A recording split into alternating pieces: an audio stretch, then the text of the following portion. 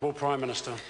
Mr Speaker, I seek leave to move a motion without notice in relation to the situation in Gaza. Is there any objection to that course of action being followed? There is none. The Right Honourable Prime Minister. Mr Speaker, I move that this House express grave concern at the deteriorating situation in Gaza, particularly the appalling and unacceptable number of civilian casualties, and express strong support for international efforts to obtain an immediate ceasefire and to end hostilities so that both parties can return to negotiations and work towards a permanent two-state solution. Mr Speaker, on the 17th of July, after 10 days of heavy shelling in response to rocket fire from Gaza-based militants, Israel launched a ground invasion of the Gaza Strip.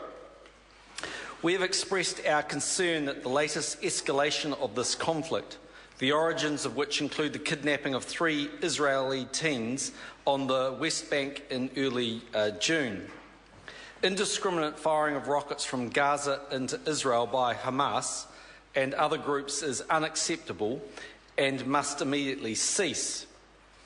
Mr Speaker, Israel has the right to defend itself from these attacks.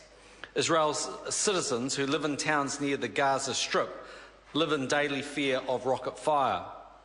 At the same time, the nature of Israel's response has resulted in deep international concern at the growing number of civilian deaths. Israel is providing warnings to evacuate areas prior to striking them, but in many cases the people of Gaza, 75% of whom are refugees, have nowhere to go. The United Nations reports that the humanitarian conditions in parts of Gaza are dire. It's clear that both sides have breached international law by failing to protect civilians, including firing indiscriminately into civilian populations. This challenges basic principles of acceptable international behaviour. For the sake of their people, both sides must agree to an immediate and lasting ceasefire. This is imperative. We have been deeply disappointed that, to date, ceasefire initiatives have failed. We urge all parties to continue efforts to de-escalate the situation.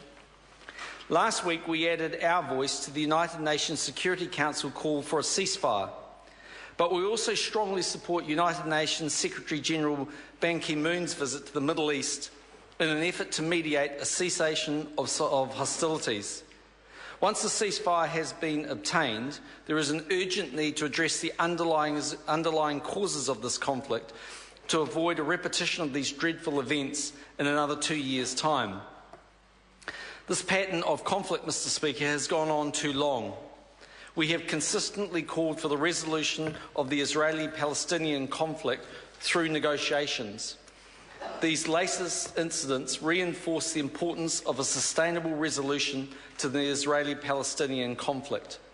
The New Zealand Government wants to see a permanent two-state solution so that both parties can live in peace and security.